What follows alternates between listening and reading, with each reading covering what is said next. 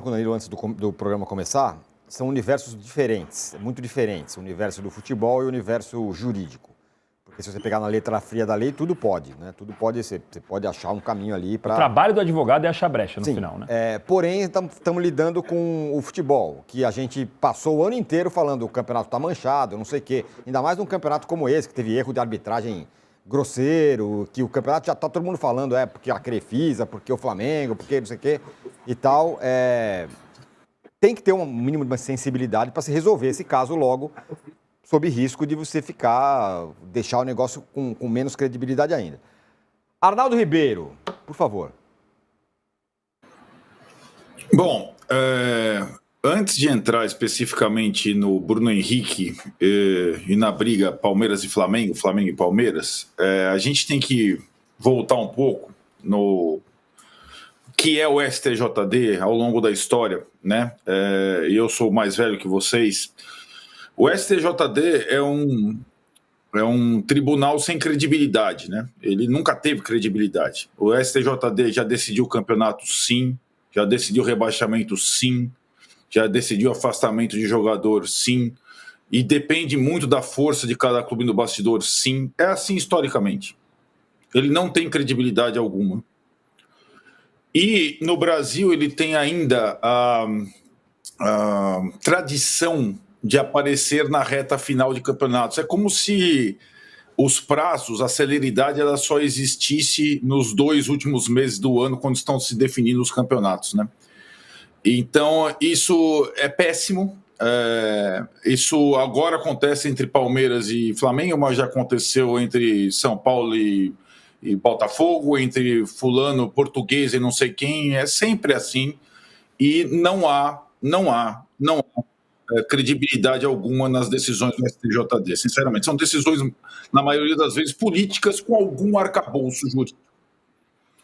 Então, essa é a tradição do STJD, passando de mão a mão, de presidente a presidente. A tradição do STJD é fazer lambança com o futebol brasileiro e aparecer na hora que os holofotes estão destinados a finais de campeonatos. É assim historicamente. Todos os clubes têm seus exemplos, né? Todos os clubes têm seus exemplos, a favor e contra. Alguns mais a favor, alguns mais contra, dependendo da sua força ou não nos bastidores. Então, esse é o STJD. No caso específico, nesse momento específico, eu vejo o seguinte, o caso do Bruno Henrique, como o Danilo falou, como você falou, Tino, um caso especial, à parte, que lida muito com a atual chaga do futebol brasileiro, que é a questão das apostas. Futebol brasileiro não, futebol mundial, né? E aí talvez o melhor paralelo que a gente possa fazer com esse caso não seja o caso dos outros atletas denunciados por apostas esportivas no Brasil, mas com o caso do Lucas Paquetá na Inglaterra. E aí nós tivemos na Inglaterra lentidão, a gente teve indefinição, a gente teve idas e voltas e o atleta continuou jogando, certo? Até ter a sentença definitiva, né? É isso que aconteceu, né? Aliás, o Brasil condenou previamente o Paquetá, né? Aqui teve uma precipitação nisso, né? E ele foi, no final das contas, inocentado e continua jogando lá. Eu só porque também a pressa na condenação, ela muitas vezes, se o tribunal tivesse credibilidade, a gente não estaria discutindo a lentidão nesse caso, que eu acho que é um caso muito complexo mesmo. E mesmo, eu só peguei a Inglaterra, porque a Inglaterra também teve outras situações de atletas envolvidos em apostas esportivas que foram condenados a 10 meses, a 1 ano, até a exclusão. Mas tudo demorou um tempo necessário para casos desse tipo. E em algumas situações, como foi o caso do Paquetá, o jogador continuou em atividade.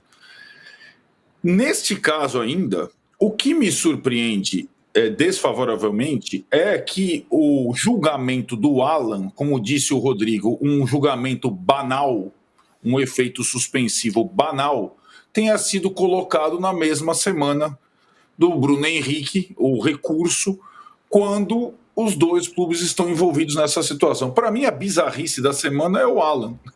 Não é a demora para o Bruno Henrique ou o pedido de vistas. né? Porque é isso que o Rodrigo falou.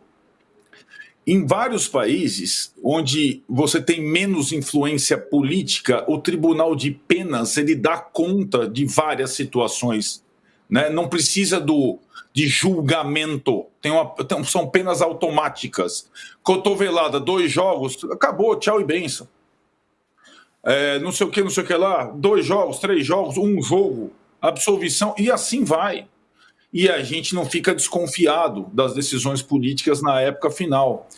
Nós estamos falando das situações todas, tem 1000 casos aí na gaveta, e o STJD não vai, em menos de um mês, faltando para acabar o Campeonato Brasileiro, dar conta de todos eles, né?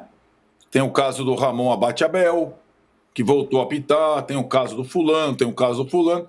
Então, eu acho que essa situação... E claro que é interessante para um monte de gente existir o STJD, né? É interessante para um monte de gente, mas para o futebol brasileiro não é interessante. Toda vez que aparece, o cheiro é ruim. Eu não gosto. Historicamente, eu tenho trauma. A única coisa que o STJD não consegue mais, já conseguiu bastante vezes, é virar a mesa. Eu espero que esse tempo não volte, sinceramente, né? E eu acho que, no caso do Bruno Henrique, é necessário separá-lo de todas essas situações e não envolver na mesma semana um julgamento do Alan, por exemplo. Eu acho que a coisa mais bizarra dessa semana é isso. E isso faz o quê? Isso dá combustível para os cartolas debaterem o extracampo na sequência. É pela condenação do Alan e pelo adiamento da decisão do Bruno Henrique que a Leila vai ao microfone e que o BAP responde lá atrás depois, e vai um para cá, outro para lá, e vai ser assim até o final. Toda vez que o STJD entra, dá confusão. E está dando confusão de novo. Vocês continuem votando aí na nossa enquete, que pergunta quem está sendo... O que o STJD está fazendo? Está atrapalhando o Flamengo, atrapalhando o Palmeiras, atrapalhando o futebol, ou, enfim, fazendo o seu papel? Vou repetir o que eu falei. Eu acho que, do ponto de vista técnico, é razoável que se demore e tudo mais e tal, mas existe uma urgência do futebol. A gente está aqui discutindo se o tribunal é justo, se não é justo, porque teve o caso complexíssimo do Bruno Henrique, que está sendo julgado e foi adiado, mas, enfim, quinta-feira deve ter, imagina-se, né, que tenha a definição sobre... Alguém chamou? Rodrigo. Fala, Rodrigo. Não, só para acrescentar, se você botar aquela timeline que você botou do Bruno Henrique novamente, só para fazer uma ponderação sobre ela. Manda bala, pode botar. Aí. Que a gente tem ali. Não, porque o Danilo citou que, de fato, tem final de novembro de 2024, já tinha uma questão na STJD que foi arquivado, né? A questão é que a investigação da Polícia Federal e os primeiros dados de todo aquele diálogo do Bruno Henrique com o irmão dele, que, na minha opinião, é absolutamente incriminatório para ele, né? Assim, que demonstra que ele, de fato, avisou o irmão dele que ia tomar um cartão e o irmão dele apostou, enfim, para mim é bem claro, eu li várias vezes o inquérito, mas isso só aparece em abril de 2025, após uma investigação grande da Polícia Federal. E a denúncia só acontece em junho de 2025. Antes disso, o STJD não tinha como fazer nada, porque ele não tem como grampear pessoas, ele não tem como fazer investigação policial, e aí só em junho de 2025 que ele começa a ter esses dados que a gente olha todos do caso do Bruno Henrique. E aí, se vocês quiserem, a gente pode até discutir a questão da pena, né? Da primeira punição que teve dele, que foi essa de 12 jogos, né? Essa outra coisa aqui. Na minha visão, é uma punição branda. Por quê?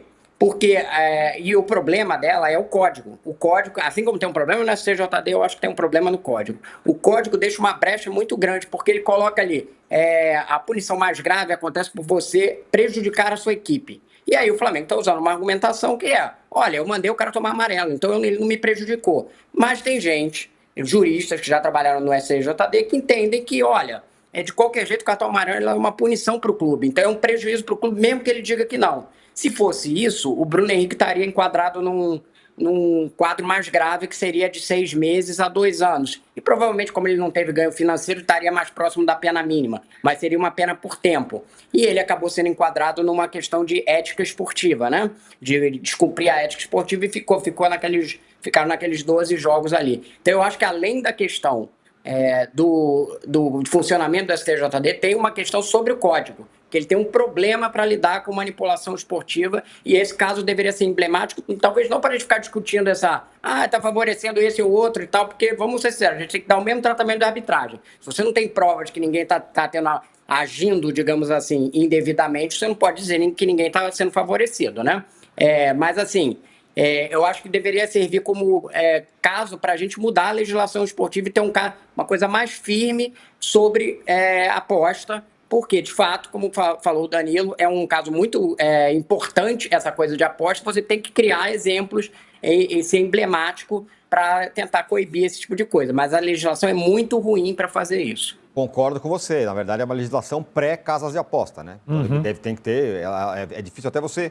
Essa é uma das questões desse caso, né? É difícil você enquadrar o Bruno Henrique em alguma coisa sobre uma legislação que foi feita antes da... É por isso que eu digo, o advogado, ele está fazendo o trabalho dele, ele achou a brecha ali no artigo e beleza, e vai tentar inocentar, mas a questão vai ser bom pro futebol isso acontecer? 100 mil, 12... Aí a gente vai ter a discussão do que o Rodrigo falou, né? 12, 24, 100 mil reais, enfim... Olha, é claro que o caso pegou fogo ontem. Havia um abrandamento das questões Palmeiras e Flamengo, que são os Eles esperam a data FIFA, já reparou? Isso, quando chega a data FIFA. Exato. Acontece a data FIFA, agora é a hora da gente chegar junto aí e tal. Com a gente para dar assunto. É bom, não dá para reclamar, não. Esse negócio estava meio abrandado, né? As trocas de farpas e tal, e agora voltou com tudo, porque a Leila se manifestou sobre... os julgamentos que aconteceram ontem. O comunicado dela está na tela. Vamos ler. O Palmeiras espera que o STJD adote uma postura equilibrada para que suas decisões não influenciem o curso de um dos campeonatos mais disputados dos últimos anos. Que o